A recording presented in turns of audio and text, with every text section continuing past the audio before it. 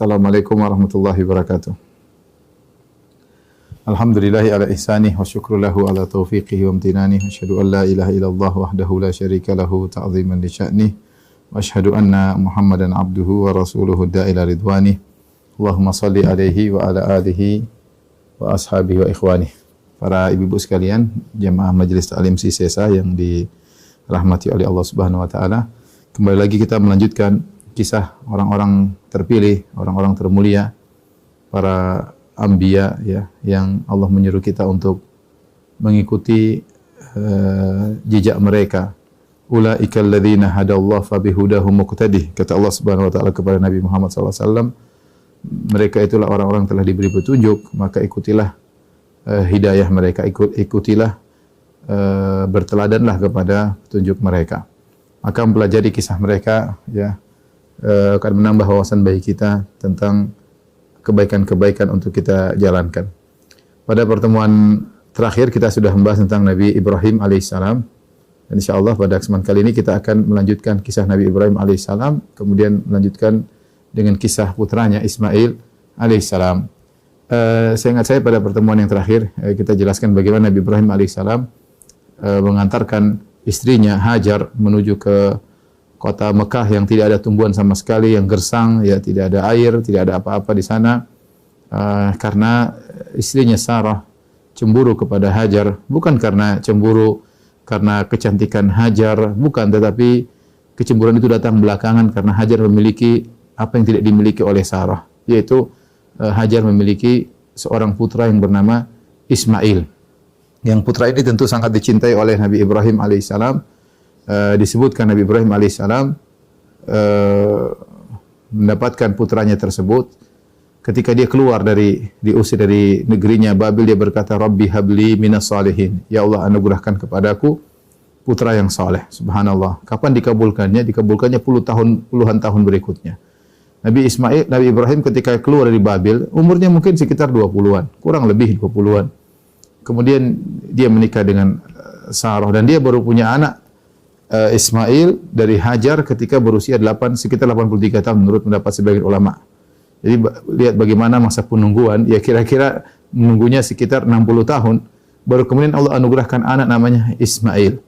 Ya tentu ini menjadikan Ibrahim sangat sayang kepada putra yang dia tunggu-tunggu tersebut. Dia sangat sayang kepada Ismail. Tentunya dia pun sayang kepada ibunya Ismail, yaitu Hajar.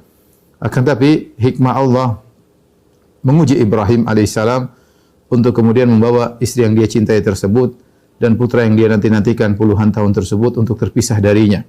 Dan demikianlah orang-orang soleh, mereka diuji pada ujian-ujian yang sangat berat, pada perkara-perkara yang mereka cintai ya, pada perkara-perkara yang mereka cintai. Kita kasih contoh saja seperti Nabi Yakub alaihissalam.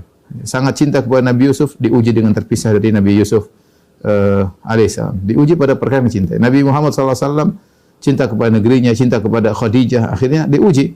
Anak-anaknya meninggal ya, kecuali Fatimah ya. Selainnya semuanya meninggal di zaman Nabi SAW. Istri yang sangat dia cintai, Khadijah, meninggal di saat-saat dalam kondisi dakwah sangat berat.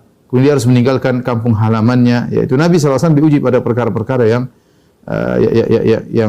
dia cintai. Demikian juga Nabi Ibrahim alaihissalam ya, diuji dengan harus meninggalkan kampung halamannya, harus dimusuhi oleh ayahnya yang sangat dia cintai, kemudian sekarang harus meninggalkan putranya Ismail, ya diuji pada perkara yang mereka cintai. Lihatlah bagaimana Nabi Nuh alaihissalam diuji dengan ujian sangat berat. Istrinya yang dia cintai ternyata kafir, putranya yang sangat dia cintai ternyata juga kafir, menentang dakwahnya.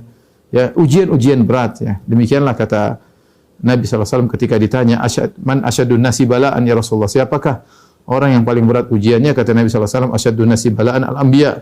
Orang yang paling berat ujiannya adalah para nabi. Tsumma salihun, kemudian orang-orang saleh. Tsummal amsal fal amsal, kemudian selanjutnya dan selanjutnya.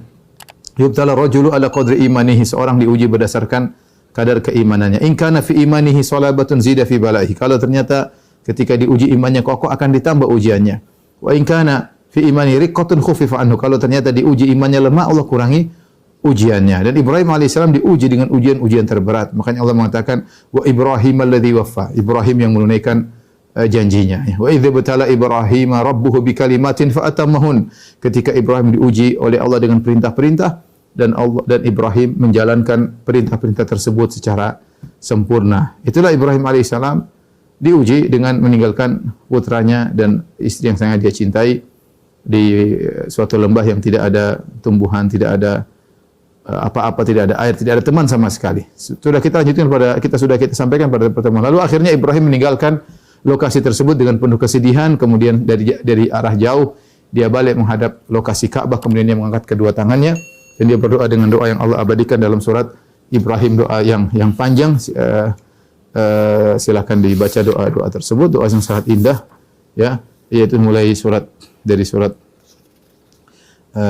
Ibrahim, ya, sekitar ayat 36 dan 36 dan seterusnya, atau 37 dan seterusnya.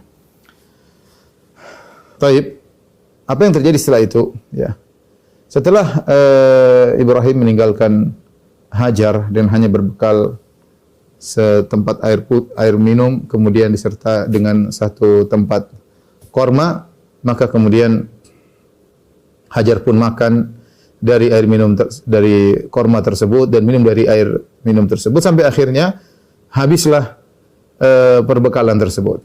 Ketika habis perbekalan tersebut, maka air susu di dada Hajar kemudian habis. Ya, sehingga asupan gizi sudah tidak ada, sehingga air susu pun tidak ada, ASI sudah tidak ada. Akhirnya Ismail pun meronta-ronta. Si kecil Ismail yang dia hanya minum air susu, masih kecil, tidak ada air susu ibunya, maka dia pun meronta-ronta, menggeliat, ya, menggeliat kesakitan. Ketika Hajar melihat Ismail yang kesakitan, dia tidak tega, tidak kuasa melihat putranya yang kesakitan. Ya, kita tahu bagaimana kasih seorang ibu terhadap anaknya, maka dia pun pergi berusaha, ya. Dia sudah berkata, "Idzan la yudayyi'una." Dia yakin Allah tidak akan meninggalkannya, sebagaimana pesan Nabi Ibrahim. Karena Allah yang merintahkan Ibrahim meninggalkan Hajar dan Ismail di lembah tersebut. Kata Hajar ketika itu, "Idzan la yudayyi'una." Kalau gitu Allah tidak akan meninggalkan kita. Maka dia pun pergi ke bukit terdekat. Bukit tersebut adalah Bukit Sofa. Kemudian dia pun melihat, naik ke kanan, ke sana, ke kiri, ke kanan, ke depan, ke belakang. Tidak ada yang bisa dimintai bantuan. Di ikhtiar. Kemudian dia pun turun dari Bukit Sofa, ya. Di bawah situ ada lembah yang kalau orang lewati memang terpaksa kakinya harus berjalan dengan cepat. Maka kemudian naik lagi ke Bukit Marwah. Sampai di Marwah kemudian dilihat lagi kanan dan kiri tidak ada. Terus sampai dia turun lagi melewati lembah yang landai tersebut, dia berjalan dengan cepat kemudian sampai Sofa. Sampai 7 kali. Ketika Nabi SAW menceritakan kisah ini, Nabi berkata, "Wa dzalika sa'yun nasil yaum." Itulah kenapa manusia sekarang sa'i untuk mengenang bagaimana perjuangan Hajar ketika berusaha, tidak putus asa. Thiqah kepada Allah, percaya kepada Allah. Meskipun tidak ada apa-apa di situ. Ya. Bayangkan di tengah kota yang tidak ada, kota mati kalau bahasa kita. Tidak ada tumbuhan, tidak ada apa-apa, tidak ada air, tidak ada teman. Ya. Tapi Hajar punya keyakinan, idzan la yudayyi'una, Allah tidak akan meninggalkan kami. Karena dia rela ditinggal oleh suaminya karena perintah Allah. Dia rela ditinggalkan oleh suaminya karena ini perintah Tuhan. Maka dia yakin Tuhan tidak akan meninggalkannya. Ya, wa may yattaqillaha yaj'al lahu makhraja. Barang saya bertakwa kepada Allah, menjalankan perintah Allah, Allah akan berikan solusi. Kita ini sering tidak ada solusi. Kenapa? Karena takwa kita enggak beres. Karena takwa kita enggak beres, tawakal kita masih kepada sebab, masih kepada materi, masih kepada manusia. Kita kurang menggantungkan hati kita kepada Allah. Ya. Saya sering sampaikan cerita, saya pernah ketemu dengan seorang, saya masih ingat di Pekalongan, ya. Dia hadir pengajian, kebetulan saya berbicara tentang tawakal. Saya ceritakan tentang bagaimana perlunya ketergantungan hati kepada Allah semata, meninggalkan segala sebab, ya. Kita melakukan ikhtiar, tapi hati kita jangan kepada sebab, hati kita kepada Allah Subhanahu wa taala. Tinggal kita mengkondisikan hati. Dia sakit, akhirnya harus dioperasi berulang-ulang sampai dia bukakan bekas operasinya, sampai akhirnya para dokter memvonis dia akan meninggal dalam waktu 3 bulan kalau tidak salah. Ketika itu uang dia sudah habis untuk operasi. Ketemu dengan seorang wanita solehah, saudaranya, dinasihati untuk berpuasa. Kalau ada sedikit dia sedekah. Akhirnya dia dan istrinya, anak-anaknya semua puasa. Puasa, berdoa kepada Allah, salat malam, subhanallah, sembuh tanpa operasi sama sekali. Ketika itu dia tahu bahwasanya tidak ada yang bisa dia pegang. Kalau dokter sudah berangkat tangan, terus siapa lagi yang mau dia harapkan? Dia hanya berharap kepada Allah. Ketika dia bisa mengkondisikan hatinya hanya untuk Allah, bergantung hanya kepada Allah, saat itulah kemudian Allah memberi pertolongan kepadanya. Ya. Lihat, Hajar dia berusaha, ya, tapi dia tidak pernah putus asa kepada Allah Subhanahu Wa Taala. Maka ketika sampai yang ketujuh di Marwah, tiba-tiba dia mendengar suara. Tiba-tiba mendengar suara seperti ada suatu makhluk. Dia mengatakan, "Sohin, diam engkau." Dia bilang dirinya, "Kamu diam, dengar ada suara." Kemudian fatasamma'at, dia berusaha mendengar. Pun dia berbicara kepada sumber suara tersebut. Ya, qad asma'ta, kau sudah memperdengarkan keberadaanmu. In kana indaka giwas, kalau kau bisa tolong kami, tolong kami. Ya, tiba-tiba datanglah malaikat Jibril. Lalu malaikat Jibril datang menuju ke arah Nabi Ismail yang menangis, menggeliat kesakitan. Maka malaikat Jibril pun memukul dengan sayapnya, dalam riwayat dengan kakinya, maka keluarlah air Zam-Zam. Keluarlah air Zam-Zam, ya. Kita ambil pelajaran dari kisah ini bahwasanya seorang tetap hatinya kepada Allah, ikhtiar berjalan terus. Itulah tawakal yang benar, menggabungkan antara ikhtiar dengan ketergantungan hati kepada Allah. Hanya bergantung kepada Allah tanpa usaha, itu tawakal yang konyol. Hanya berusaha tanpa mengantung hati kepada Allah, itulah kesyirikan. Ya. Maka kemudian dia pun pergi melihat air yang keluar, sementara dia sudah kehausan, anaknya pun kehausan. Apa yang Nabi berkata, faja'alat tuhawwidhuhu. Maka ketika air keluar, mata air, Hajar, Ummu Ismail, khawatir, ibunya Ismail ini khawatir air tersebut meluber, kemudian habis. Dia di lembah. Maka dia pun membendung. Faja'alat tuhawwidhu, dia membendung air tersebut. Dia membendung agar airnya tidak meluber, sehingga airnya tertahan. Apa kata Nabi SAW mengomentari perbuatan Hajar? Kata Nabi SAW, rahimallah Umma Ismail, lau tarakat Zam-Zam lakana ainan ma'inan. Semoga Allah merahmati ibunya Ismail, Hajar. Seandainya dia tinggalkan air, tidak dia bendung, akan menjadi mata air yang mengalir di kota Mekah. Dia mungkin jadi sungai, jadi apa ya. Tapi ketika dia tahan, maka jadi, semuanya ada hikmahnya. Akhirnya menjadi sumur Zam-Zam yang merupakan keajaiban sampai saat ini. Sumur Zam-Zam merupakan keajaiban sampai saat ini. Saya pernah ketemu dengan pengurus Zam-Zam, dia menyebutkan bagaimana ya, air Zam-Zam itu kalau atau yang apa namanya meneliti tentang Zam-Zam, disebut air Zam-Zam kalau di musim haji ya, musim haji bulan Ramadan ketika banyak pengunjung, maka debitnya atau jumlah air Zam-Zam semakin bertambah ya. Allah beri tambahan luar biasa dan menakjubkan, keajaiban yang sampai sekarang. Maka kemudian mulailah Ummu Ismail kemudian cuma minum air Zam-Zam. Tidak ada makanan, tidak ada minuman kecuali air Zam-Zam. Namun dia bisa bertahan hidup bersama Ismail. Karena air Zam-Zam itu kata Nabi SAW, ma'u Zam-Zam innahu ta'amu tu'min wa shifa'u suqmin. Semuanya air Zam-Zam itu makanan yang bisa mengenyangkan dan juga bisa menyembuhkan penyakit. Ya. Hadis ini disampaikan oleh Nabi kepada Abu Dzar ketika Abu Dzar radhiyallahu taala anhu sembunyi di dalam kota Mekah dalam Masjidil Haram dan dia hampir sebulan tidak minum kecuali air Zam-Zam. Ternyata dia bisa sehat. Tidak ada makanan dan minuman yang dia makan kecuali air Zam-Zam. Namun selama sebulan dia bisa sehat. Maka Nabi mengatakan innahu ma'un mubarak, sungguhnya itu air yang penuh berkah. Innahu ta'amu tu'min, air Zam-Zam bisa mengenyangkan, wa shifa'u suqmin, dan bisa menyembuhkan penyakit. Kemudian Hajar dan Ismail, Hajar cuma minum air Zam-Zam, kemudian menyusui Ismail sampai lama, dan akhirnya suatu hari lewatlah suatu kabilah dari Yaman namanya kabilah Jurhum. Kabilah Jurhum ini kabilah dari Yaman asli, dari Qahtan, Yaman asli, yang mereka berhijrah meninggalkan Yaman karena terutama setelah Saddu Ma'rib, setelah bendungan Ma'rib hancur sehingga banyak mereka terpencar-pencar. Di antaranya mereka pergi ke Hijaz. Mereka pergi ke Hijaz, ke daerah Mekah dan Madinah, ke Taif. Di antaranya suku Aus Khazraj yang kaum Ansar asalnya dari Yaman, asalnya dari Yaman. Demikian juga Quraisy asalnya dari Yaman. Jadi kabilah Jurhum ini lewat ke lokasi kota Mekah. Ketika mereka lewat, tiba-tiba dari kejauhan mereka melihat ada burung berputar-putar di atas lokasi pembangunan Ka'bah. Ka'bah belum ada ketika itu. Belum ada Masjidil Haram, cuma tanah terbuka. Tapi ada burung berputar-putar, berarti ada air. Maka mereka heran. Kata mereka, kok ada burung muter-muter di situ? Padahal setahu kita sering lewat sini, tidak ada. Kita terakhir lewat sini nggak ada sumber air. Kok ada burung di situ? Akhirnya mereka ngirim utusan 2 orang atau utusan untuk ngecek. Ternyata mereka ngecek sampai situ, ternyata benar ada air Zam-Zam. Ada air Zam-Zam situ, sumber air. Dan ini menakjubkan, di tengah kota mati seperti itu ada air Zam-Zam. Akhirnya Mereka pun panggil orang-orang untuk datang ke situ. Kemudian mereka diskusi sama Hajar, ya. Sama Hajar, kemudian mereka minta izin untuk tinggal di kota Mekah. Apa kata Hajar, ya? Naam, wa laisa lakum haqqun fil ma'. Tapi benar, tapi ingat ini air milik kami, bukan milik kalian. Hajar bilangnya ini air saya. Kalian boleh tinggal sekitar sini, tapi ini air milik la haqqa lakum fil ma'. Tidak ada hak kalian untuk air minum. Jadi air Zam-Zam milik Hajar dan Ismail.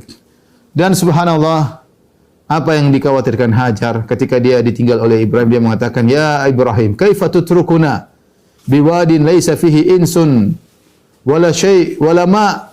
Wahai Ibrahim, bagaimana kau tinggalkan kami suatu lembah tidak ada air, tidak ada teman, tidak ada apa-apa. Ternyata Allah kabulkan, Allah kasih air, Allah kasih teman. Akhirnya tinggal, dibuatlah kota kecil di situ karena ada sumber air di situ. Kalau ada air sudah aman, ada sumber air, tinggal kehidupan bisa berjalan. Tinggallah mereka di situ, mulailah Ismail tumbuh berkembang, akhirnya Hajar meninggal dunia. Disebutkan dalam Fathul Bari, Ibnu Hajar Al-Asqalani menyebutkan beberapa riwayat bahwasanya Ibrahim bolak-balik nengok anak dan istrinya, tapi tidak menetap, dia cuma nengok kemudian dia pergi lagi. Tengok anak istrinya, dia pergi lagi. Sampai Hajar meninggal dunia, kemudian Ismail besar dan Ismail dewasa dan dia menjadi orang yang menakjubkan mereka. Ya, Ismail menakjubkan mereka. Dan dia wa ta'allama al-arabiyyah, dan dia pandai bahasa Arab. Ya, karena kita tahu Hajar bukan orang Arab, Ismail bukan orang Arab, Ibrahim juga bukan orang Arab. Ibrahim berasal dari Babil, bahasanya beda, dari Irak, ya. Itu bukan orang Arab, suku Babil, suku Babilonia, suku tersendiri. Jadi Ismail juga bukan orang Arab. Jadi Ismail tapi tinggal di kota Mekah di Hijaz. Kemudian bergaul, tumbuh berkembang bersama suku Jurhum. Suku Jurhum adalah Arab asli dari Qahtan, dari Yaman.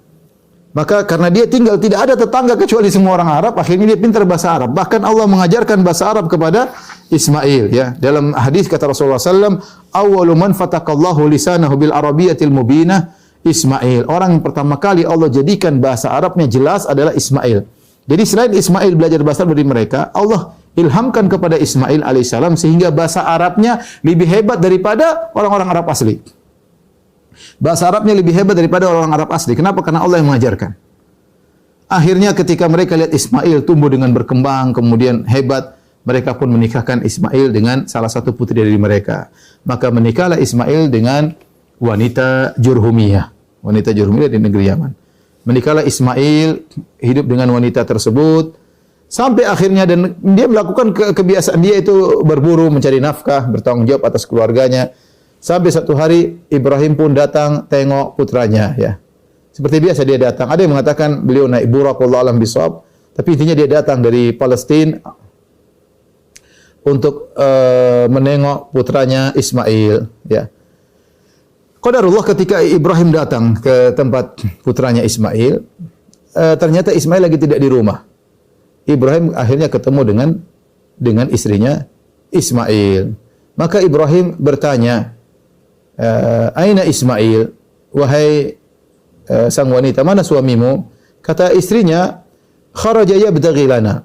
Ismail sedang keluar berburu mencari nafkah untuk kami. Maka Ibrahim yang sudah tua, semuanya sudah putih, sudah tua. Mungkin kalau Ismail aja lahir Ibrahim umur 83-an, ya mungkin umur sekitar 100-an kira-kira ketika itu, ya. Sudah tua. Maka dia bertanya, "Bagaimana kehidupan kalian?" Maka wanita ini mengeluh, dia mengatakan, "Nahnu fi dhiq, nahnu fi syiddah." Kami dalam kondisi sulit, hidup kami dalam kondisi sempit, ya. Susah, ya. Ismail ke sana cari makan, cari perburuan dan macam-macam. Subhanallah, dia mengeluh. Maka Ibrahim tidak pingin punya mantu kayak begini, suka mengeluh. Maka Ibrahim berkata kepada wanita tersebut, "Idza ja' Ismail, kalau datang suamimu, maka sampaikanlah salam dariku. Dan sampaikan pesanku kepadanya, ghayyir atabata babik." Ganti pijakan pintumu. Ya. Pijakan pintumu. Di sini, di buku ini diterjemahkan kusen, salah ya. Tidak tahu siapa yang terjemahkan. Harusnya ataba itu artinya pijakan kaki. Ya, kalau orang mau naik apa namanya, mau pintu dulu ada pijakan kakinya, naik pijakan terus baru masuk ke dalam rumah.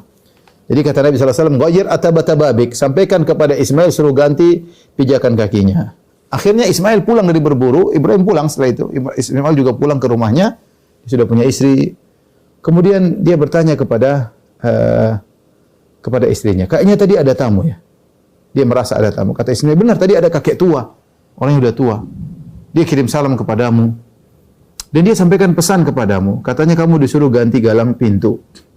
Tadi dia tanya kepada aku tentang kehidupan. Aku bilang kehidupan kita dalam kondisi sulit lah, sempit ya. Kemudian apa pesannya kepadamu? Dia bilang, sampaikan kepada Ismail, suruh ganti pijakan kaki pintu.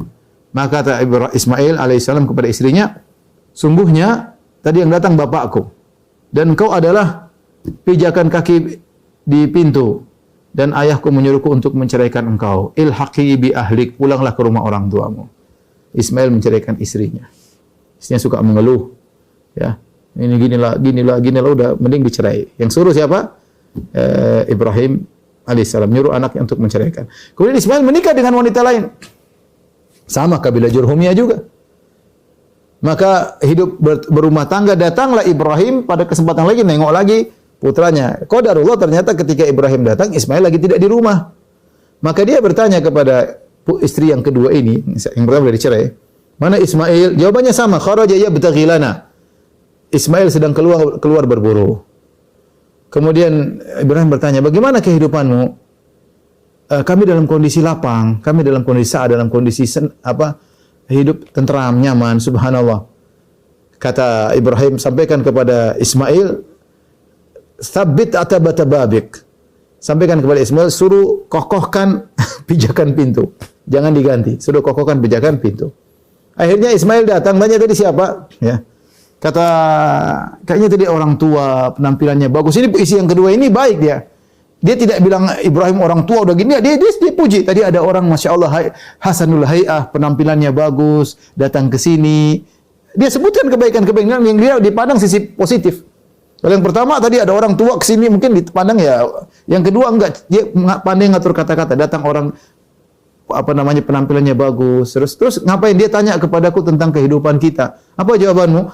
Kata istrinya, kita bilang dalam kondisi lapang, dalam kondisi nyaman. Ada pesannya? Pesan enggak buatku? Ada. Dia bilang, sabit atabata babik. Suruh pertahankan, kokohkan pijakan kaki untuk masuk ke rumah. Pijakan kaki pintu. Maka kata Nabi SAW, zaka abi, kata Ismail AS, itu adalah ayahku, dan engkau adalah galang pintunya, dan aku diperintahkan untuk mempertahankan dirimu. Subhanallah, lihatlah bagaimana kehidupan rumah tangga itu terkadang yang mengatur bahagia tidak adalah istri. Lihat istri Ismail yang pertama. Padahal kondisi kehidupan ekonomi mereka sama. Antara Ismail dengan istri pertama, dengan Ismail dengan istri kedua sama saja. Ismail sama-sama berburu, sama-sama hidup susah. Tetapi yang satu kerjanya mengeluh. Begini tidak qanaah. Yang satu bahagia. Oleh karenanya saya bilang kepada ibu-ibu yang dirahmati Allah Subhanahu wa taala, ya. Terkadang yang mengatur kebahagiaan memiliki peran besar bukan suami, terkadang mengatur istri. Istri kalau dia qanaah, insyaallah rumah tangga bahagia. Kalau istri banyak nuntut, beli ini, beli itu, suami stres ya, apalagi duit enggak ada ya, apalagi musim pandemi ya.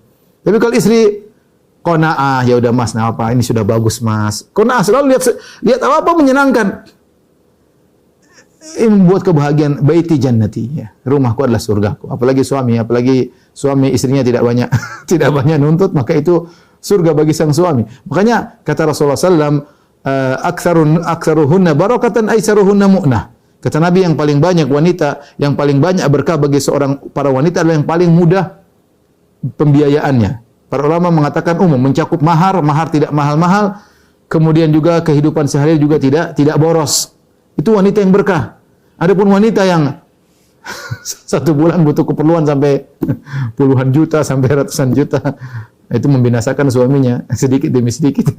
Ya artinya seorang wanita, saya kesampaikan kepada ibu-ibu yang dirahmati Allah Subhanahu wa taala, yang semoga yang saya cintai karena Allah Subhanahu wa taala, bahagiakan suami dengan memiliki sifat qanaah. Lihat pelajaran dari istri pertama Ismail dengan istri kedua ya. Dan bukan saya bawakan kisah ini supaya para suami juga bermudah-mudah menceraikan istrinya. Kamu enggak qanaah, saya ceraikan. Ismail sudah ceraikan istrinya. Enggak, Ismail menceraikan istrinya atas perintah bapaknya. Bapaknya seorang nabi. Nabi Ibrahim ya. Kalau kita enggak, Nabi suruh kita bersabar ya, bersabar. Tapi intinya ibu-ibu, kunci kebahagiaan di rumah tangga memang dua-duanya punya peran. Tapi peran paling besar adalah wanita ya. Benar suami cari suami di luar, tapi yang membuat suasana rumah tangga menjadi nyaman ketika seorang istri di antara memiliki sifat qanaah, nerimo. Apalagi suaminya ternyata tidak pelit, baik sama keluarga, tapi memang kemampuannya terbatas. Ya, kemudian istrinya nerimo dengan apa yang ada, masya Allah. Ini adalah perkara yang membuat bahagia seorang suami. Kenapa saya katakan ini? Karena saya baru ditelepon kemarin beberapa waktu yang lalu. Seorang laki protes, dia sedih, istrinya minta dibelikan sesuatu yang mahal ya. Dibelikan peralatan untuk berhias ya, entah. Saya tidak mau sebutkan, tapi intinya istrinya minta sesuatu ya, entah jam, entah tas, entah sendal, entah apa yang harganya puluhan juta ya. Dia punya uang banyak, cuma dia merasa berat hatinya untuk membelikan seperti itu ya, karena ada keperluan yang lain dan yang lainnya. Akhirnya dia pusing, dia tanya saya. Saya bilang, aduh, coba kalau istrinya qanaah akan buat bahagia seorang suami. Terkadang suaminya dibebani dengan hal yang di luar kemampuannya. Tapi jadi ibu, semoga ibu menjadi wanita yang berkah. Ingat kata Nabi sallallahu alaihi wasallam, aktsarun nisa'i barakatan aisaruhunna mu'nah, bahwasanya wanita yang paling berkah adalah wanita yang paling sedikit maharnya, dan paling sedikit juga pembiayaannya. Jadi wanita kalau di rumah pembiayaannya semakin sedikit, maka itu wanita yang lebih berkah, bukan yang merepotkan suami kemudian terlalu banyak keperluan sehingga suami menjadi repot. Lihatlah bagaimana Nabi Ismail hidup dengan tentram dengan istrinya yang kedua karena memiliki sifat qanaah. Ibu-ibu yang dirahmati Allah Subhanahu wa taala, kita lanjutkan. Kemudian akhirnya Ismail memiliki anak dari wanita ini, yang kemudian dari anak-anaknya muncullah suku Quraisy ya. Muncullah suku Quraisy. Ini sudah pernah saya jelaskan, tapi saya ingatkan kembali kepada ibu-ibu ya, tentang orang-orang Arab ya. Arab terbagi menjadi tiga. Ini sudah sering kita jelaskan. Al-Arab terbagi menjadi tiga. Namanya Al-Arab Al-Ba'idah, kemudian Al-Arab Al-Aribah, Al-Arab Al-Musta'ribah. Al-Arab Al-Ba'idah itu Arab yang sudah punah. Tidak jelas lagi, maksudnya tidak jelas tidak jelas keturunannya, nasabnya. Kemudian Al-Arab Al-Aribah, Arab asli. Ini yang dari Yaman, dari kabilah dari Yaman. Orang bilang Arab Qahtan, ya.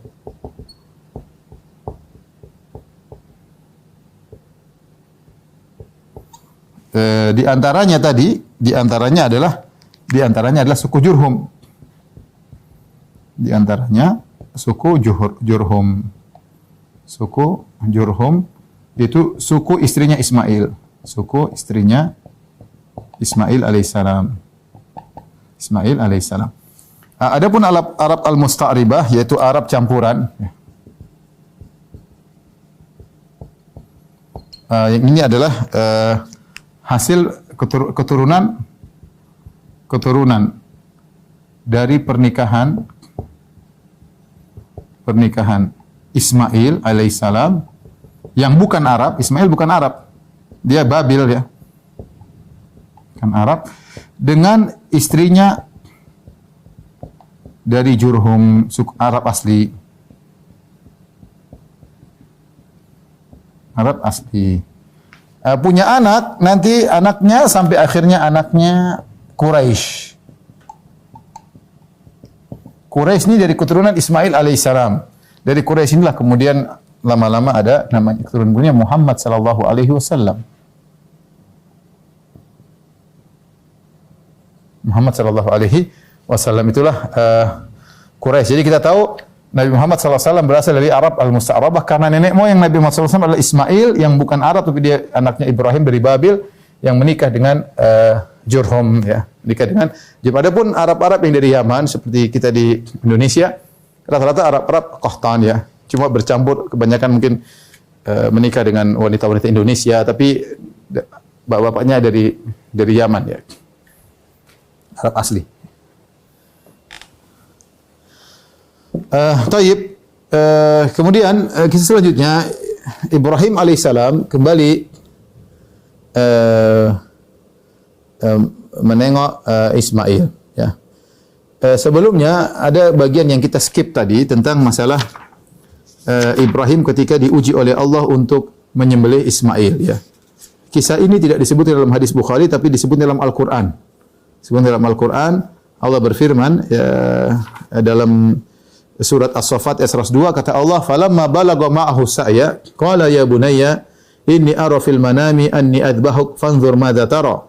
Qala ya abati fa'al ma tu'mar satajiduni insyaallah minas sabirin. Allah sebutkan tatkala Ismail sudah mencapai masa sa'i, yaitu sudah mampu membantu orang tuanya, sudah remaja, ini sepertinya sebelum dia menikah, lagi remaja-remajanya, lagi giat-giatnya, gagah-gagahnya, lagi tampan-tampannya, lagi menyenangkan punya anak remaja, teman ngobrol, teman apa, dan dia sudah bisa membantu ayahnya, ya sudah bisa diajak kerjasama. Di situ Nabi Ibrahim diuji kembali. Lebih berat daripada sebelumnya. Kalau sebelumnya dia diuji untuk meninggalkan putranya di kota Mekah yang tandus, sekarang bukan itu, lebih parah, disuruh sembelih. Dan disuruh sembelih Ismail bukan ketika dia sudah tua, Ismail sudah umur 50 atau dia masih umur 5-7 tahun, ketika Ismail sudah menjadi benar-benar remaja yang diharapkan oleh ayahnya, disuruh sembelih. Saya kenal dengan seorang yang rajin ke masjid waktu saya di Yogyakarta ya. Dia punya anak kalau tidak salah semata wayang. Subhanallah, kuliah kedokteran UGM.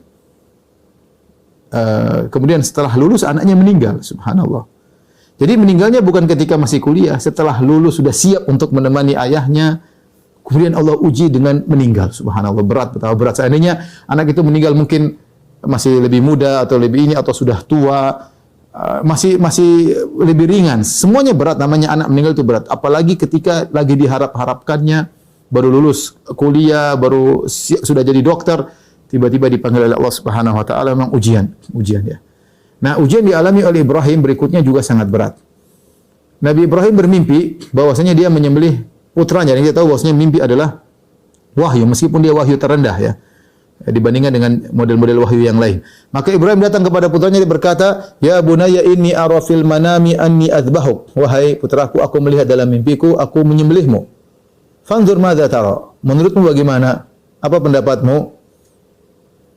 Subhanallah, Ibrahim tidak mengatakan, "Wahai putraku Ismail, kamu kan tahu bahwasanya mimpi seorang nabi, wahyu aku seorang nabi, dan Allah perintahkan aku untuk menyembelih kamu. Sini saya sembelih." Enggak, tapi Ibrahim sayang kepadanya, dia berikan dalam bentuk tawaran. Bagaimana menurutmu? Subhanallah. Dia tidak paksa, dia kasih tawaran. Bagaimana menurutmu, wahai putraku? Ismail menjawab, "Ya abati fa'al ma tu'mar." Wahai ayahanda, lakukan apa yang kau diperintahkan. Satajiduni insyaallah minas sabirin. Kau akan dapati diriku insyaallah termasuk orang sabar. Kita bingung, ini yang hebat siapa? Ibrahim atau Ismail? Ibrahim yang diuji dengan ujian yang besar untuk menyembelih anak yang sangat dia cintai. Ini anak bukan anak sembarang. Sudah kita tahu kronologisnya, bagaimana anak ini kronologinya ditunggu oleh Ibrahim 60 tahun kelahirannya. Kemudian ini bukan anak sembarang, anak yang berbakti kepada ayahnya. Kalau anak badung mungkin udah mati aja sembelih, nggak ada masalah, itu pun masalah. Ini anak bukan anak badung, ini anak soleh luar biasa, sangat luar biasa, nabinya akhirnya nanti jadi nabi. Bagaimana rasa cinta seorang ayah kepada anak yang taat, anak yang tetangganya semua senang sama dia, berlomba-lomba nikahkan dia dengan putri-putri mereka. Ismail yang dibanggakan, anak yang taat. Ujian sangat berat. Ibrahim menakjubkan, siap menyembelih putranya. Tapi Ismail tidak kalah menakjubkan, siap disembelih oleh bapaknya. Makanya kita bilang, ini memang lebih hebat. Bapaknya atau anaknya? Dua-duanya hebat. Bapaknya siap menyembelih anaknya, anaknya siap disembelih bapaknya. Tapi lihat Ismail, tidak gentar sama sekali. Mungkin didikan bapaknya, meskipun bapaknya jarang ketemu, tapi didikannya luar biasa. Ya. Dan dia tidak sombong, dia mengatakan, "Oh santai aja, Abi, santai, tenang." Enggak. Dia mengatakan, "Satajiduni insyaallah." Kau dapati aku insyaallah sabar. Insyaallah minas sabirin. Aku akan sabar ayahanda. Dia tidak pede dengan imannya, dia mengatakan insyaallah. Seharusnya seorang pun demikian. Dia menghadapi sesuatu, dia bilang kata insyaallah. Jangan lupakan kata ini, kata berkah, kalimat insyaallah berkah. Banyak orang gagal gara-gara lupa mengucapkan insyaallah. Entah pede dengan perangkat yang dia miliki, pede dengan dirinya, pede dengan kecerdasannya, pede dengan partnernya, pede dengan trik-trik yang dia siapkan, sehingga kadang gagal cepat atau lambat. Maka seorang jangan lupa menghiasi kegiatannya dengan mengatakan insya Allah. Insya Allah. Ismail dengan tenang mengatakan sajid insya Allah minas sabirin. Ya. Subhanallah, Ibrahim, kita tahu, saya sudah singgung tadi bahwasanya wahyu para nabi bertingkat-tingkat. Yang paling rendah adalah mimpi. Kemudian yang lebih tinggi daripada mimpi adalah wahyu yang disampaikan oleh malaikat ke hati seorang tanpa menampakkan diri malaikat tersebut. Seperti Nabi pernah berkata, inna ruhal qudus nafatha fi ruhi. Sungguhnya Ruhul Qudus Jibril membisikkan kepada jiwaku. Ini contoh. Anna nafsan lan tamuta hatta tastakmila rizqahu. Bahwasanya satu jiwa tidak akan meninggal sampai dia sempurnakan rezekinya. Ini contoh malaikat membisikkan dalam hati seorang nabi tanpa menampakkan dirinya. Yang lebih tinggi lagi adalah seorang malaikat menjelma menjadi seorang lelaki berbicara langsung dengan nabi, seperti ketika malaikat Jibril menjelma menjadi seorang Arab Badui kemudian ketemu dengan nabi, atau malaikat Jibril sering berjelma menjadi Dihya al-Kalbi untuk menyampaikan wahyu kepada Nabi. Yang lebih tinggi daripada itu, wahyu datang seperti bunyi lonceng yang keras yang Nabi kalau sudah kena dapat wahyu tersebut kemeringat meskipun di musim dingin, keringat bercucuran sampai seperti mutiara-mutiara yang jatuh dari dahi Nabi sallallahu alaihi wasallam dan merasakan berat luar biasa. Ya. Kemudian yang lebih tinggi daripada itu, malaikat datang dalam bentuk aslinya, dan ini malaikat Jibril cuma 2 kali menampakkan diri dalam bentuk aslinya dengan 600 sayapnya. Ya, kalau dia buka satu sayapnya menutup cakrawala, ini lebih tinggi lagi. Yang lebih tinggi lagi daripada itu yaitu wahyu yang turun kepada Rasulullah langsung tanpa ketika beliau berada di langit, ya, pada malam Isra Mi'raj, ya. Wahyu yang tidak pakai malaikat, tapi Allah memberikan wahyu kepada Nabi sallallahu alaihi wasallam langsung ketika Isra Mi'raj. Ini di antara tingkatan-tingkatan wahyu. Jadi kalau kita tahu tingkatan wahyu ini disebutkan oleh Ibnu Qayyim dalam Zadul Ma'ad. Tingkatan wahyu paling rendah adalah mimpi. Makanya Nabi SAW sebelum datang malaikat Jibril langsung ketemu Nabi, Nabi dibuat mimpi sekitar setengah tahun sebagai muqaddimah untuk siap menerima wahyu. Yang menakjubkan di sini, ibu-ibu yang dirahmati Allah Subhanahu wa taala, perintah untuk menyembelih Ismail melalui wahyu mimpi. Dan mimpi cuma sekali. Ibrahim tidak nawar-nawar, tidak mengatakan, cuma mimpi sekali. Tunggu deh mimpi 2 kali, 3 kali. Ya, atau kalau ini benar ya malaikat datang langsung dong. Enggak, Ibrahim begitu ini tahu mimpi dan dia tahu mimpi adalah wahyu, dia langsung datang. Datang untuk kepada anaknya. Menunjukkan bagaimana Ibrahim benar. Wa Ibrahim alladzi waffa. Ibrahim yang selalu menunaikan perintah Allah. Cintanya kepada Allah luar biasa. Maka inilah berhak Ibrahim diangkat oleh Allah sebagai kekasihnya. Allah mengatakan wattakhadallahu Ibrahim khalila. Allah menjadikan Ibrahim sebagai kasihnya. Luar biasa ketaatan Ibrahim.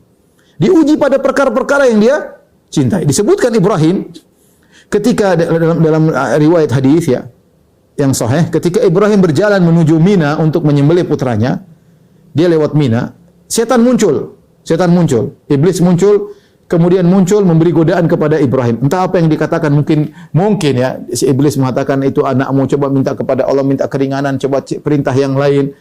Tapi Ibrahim melempar dengan kerikil 7 kali. Maka setan tersebut hilang, lenyap. Dia berjalan lagi, muncul setan kedua kali. Dia berjalan lagi, muncul setan ketiga kali. Maka kata Ibnu Abbas, itulah syariat lempar jamarat. Makanya ketika orang lempar jamarat, kata Ibnu Abbas radhiyallahu anhu, "Asy-syaitana tarjumun wa millata abikum Ibrahim tattabi'un." Kalian melempar syaitan dan ajaran nenek moyang kalian Ibrahim yang kalian ikuti, ya. Ketika kita lempar jumrah tidak ada setan di situ, tapi kita ingat bahwasanya ini lemparan menandakan permusuhan Ibrahim kepada syaitan. Dia tidak mau mendengar titah dan dikte syaitan, enggak mau dia. Dia lempar.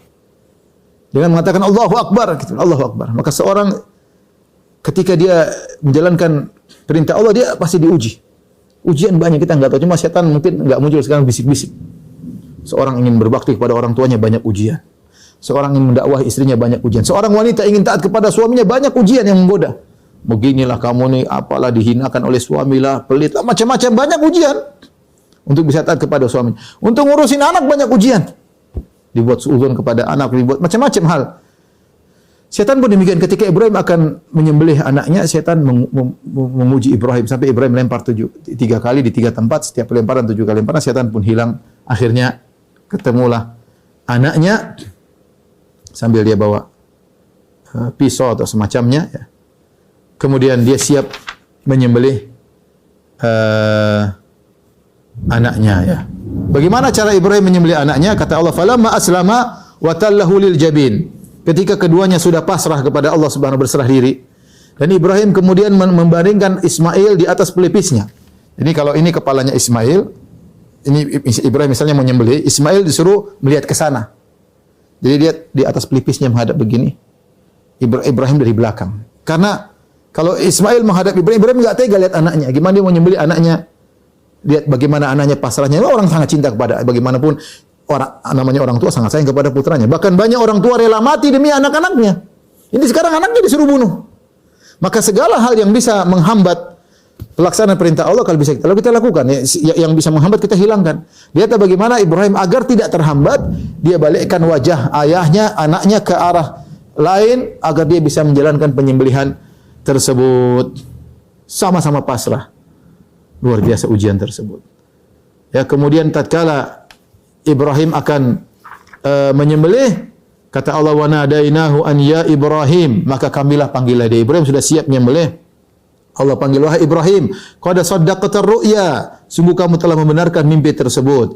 Inna kadzalika najzil muhsinin, demikianlah kami beri balasan kepada orang-orang yang baik. Inna hadza lahuwal bala'ul mubin, sungguh ini benar-benar ujian yang nyata. Wa fadainahu bidzibhin azim, dan kami tebus anak tersebut Ismail dengan seekor sembelihan yang besar, ya. Maka akhirnya Ismail kemudian Ismail tidak jadi disembelih, dan Allah menggantikan Ismail dengan sembelihan yang besar. Maka dari situlah disyariatkan adanya syariat menyembelih korban, ya, pada setiap hari Idul Adha. Ya, sebabnya adalah karena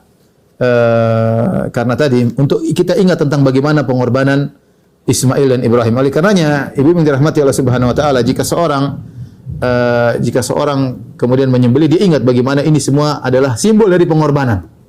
Simbol dari pengorbanan. Kita bukan hanya sekedar menyembelih kambing, benar menyembelih kambing, menyembelih sapi dapat pahala, tapi adalah simbol dari pengorbanan luar biasa dari Ibrahim dan juga putranya Ismail. Baik, kemudian kita lanjutkan.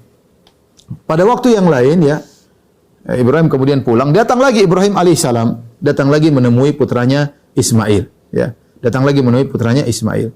Kemudian ketika itu Ismail sedang mengasah anak panah untuk ditajamkan, dia seorang pemburu. Datang kemudian ayahnya, kemudian dia udah lama enggak ketemu anaknya, maka ayahnya kemudian dia berdiri, kemudian dia pun memeluk ayahnya, kerinduan luar biasa dia lepaskan. Kemudian Ibrahim berkata, wahai Ismail, wahai putraku, sungguhnya Allah perintahkan aku untuk membangun rumah Allah di sini. Hal tu'inuni, kau bantu aku? Kata putranya, tentu ya ayahanda, aku akan bantu engkau. Maka akhirnya keduanya membangun Ka'bah yang Allah abadikan dalam surah Al-Baqarah, wa idh yarfa Ibrahimul qawa'ida minal baiti wa Ismailu rabbana taqabbal minna innaka antas samiul alim. Akhirnya mereka berdua kerjasama bangun Ka'bah. Dibangun ramai terus. Setiap mereka letakkan batu, mereka mengatakan rabbana taqabbal minna innaka antas samiul alim. Ya Allah, terimalah dari kami ibadah kami, sungguhnya Engkau Maha mendengar lagi Maha mengetahui. Ini tawaduk dari mereka berdua. Sehingga ada seorang salaf menangis ketika membaca ayat ini. Rabbana taqabbal minna, ya Allah terimalah amalan kami. Dia berkata, Ibrahim Khalilur Rahman, kekasih Allah, bana baitur Rahman, sedang membangun rumah Allah, bi amri minar Rahman, diperintahkan oleh Allah, kemudian dia khawatir tidak diterima. Mungkin kalau kita bangga, lihat Allah pilih saya untuk bangun Ka'bah, ini jadi masjid pertama di dunia, macam-macam kalau orang bicara. Kalau kita yang disuruh, mungkin kita bangganya luar biasa. Ibrahim Ismail tidak. Dia takut kepada Allah dan mengatakan Rabbana taqabbal, ya Allah terimalah amalan ibadah kami. Sambil ngangkat batu, ya Allah terimalah amalan ibadah. Tawaduk luar biasa. Tawaduk tidak dibuat-buat, dari hati yang dalam. Tahu siapa kita, tidak ada apa-apanya di hadapan Allah Subhanahu wa taala. Ya. Bukan kalau mungkin saya bilang tadi, kalau mungkin saya di tempat posisi Ibrahim, lihat siapa saya, 1 jutaan manusia yang dipilih untuk bangun apa? Bangun rumah Tuhan, rumah Allah, rumah pertama, dia bangganya luar biasa. Ibrahim dan Ismail tidak. Maka mereka berdua saling bahu-membahu. Ketika Ka'bah semakin tinggi, maka didatangkanlah pijakan kaki untuk dipijak di situ. Itulah disebut maqam Ibrahim. Maqam Ibrahim. Coba di sini sekedar ilustrasi dijelaskan oleh Ibnu Katsir rahimahullahu taala. Ini taruhlah Ka'bah. Perlu dibangun tinggi, maka dibuatlah makom Ibrahim di sini. Ya, makom Ibrahim. Makom Ibrahim di sini misalnya. Apa fungsi makom Ibrahim? Sebagai pijakan kaki. Makanya makom namanya makom Ibrahim ya. Makom Ibrahim. Pijakan kaki untuk berdiri. Untuk berdirinya Ibrahim. Ibrahim alaihissalam. Kenapa perlu pijakan? Karena Ka'bah semakin tinggi, maka dia butuh pijak. Nah, kata Ibnu Katsir rahimahullah, maka ini dipindah-pindahin tentunya, ya. Terus sampai kembali lagi. Jadi pindah ke sana, pindah ke belakang. Sementara Ibrahim terus membangun Ka'bah. Jadi diputar. Ismail over, Ibrahim pasang. Ismail over, Ibrahim terus sampai selesai. Ya, sampai selesai. Makanya disebutkan hikmahnya kenapa ketika kita setelah tawaf kita sholat di belakang makam Ibrahim untuk ingat disitulah start, disitulah akhir daripada pembangunan Ka'bah karena Ibrahim ditemani oleh Ismail. Setelah membangun Ka'bah, kemudian Ibrahim berkata kepada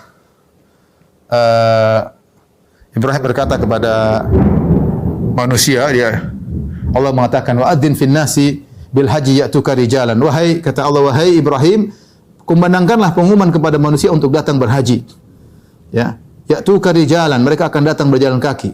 Wa ala dhamirin, dan mereka akan datang juga mengendarai tunggangan. Ya'tina min kulli fajin amik, akan datang dari berbagai penjuru. Maka Ibrahim berkata, ya Allah, bagaimana saya mau menyampaikan? Suara saya tidak sampai kepada mereka.